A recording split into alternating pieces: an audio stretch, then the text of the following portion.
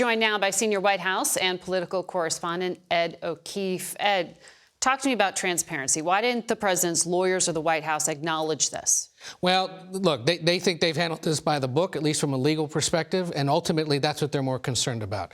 They believe this was a mistake, that recent history shows when these things are mistakenly found by people who had access to classified information and they turn it over quickly, it gets dealt with quickly by the Justice Department. Maybe somebody gets slapped on the wrist and they move on.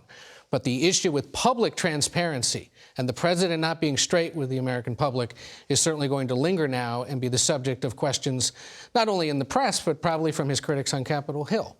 And we still don't know why there were lawyers searching the offices on November 2nd when they found these documents, and the Penn Biden Center has not returned CBS's calls and questions on that very basic fact. But fast forward to the special counsel.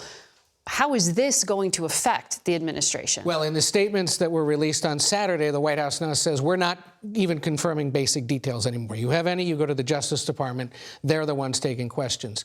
This essentially ties the hands of the White House on this matter in terms of information flow. Democrats on the outside looking in, frustrated and concerned for their colleagues, as one of them said to me, you know, this week they were trying to put lipstick on a pig. The problem was they were handed 50 pigs and only one stick of lipstick. This is incoming like they had not anticipated it all before.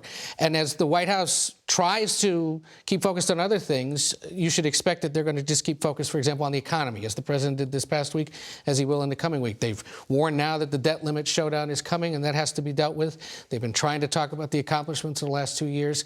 As one Democrat put it to me, at the end of the day, do Americans care that classified information was found in the homes of the former president and the current president? Maybe, but ultimately, at the end of the day, they're probably more concerned about the basic price of groceries. And so the White House is more likely to try to keep focused on those things and keep sending it to the Justice Department. But they clearly had a problem this week with this, especially because you have a president who made campaign and day one promises of transparency, and they weren't kept here for whatever reason. Lots of questions still to come.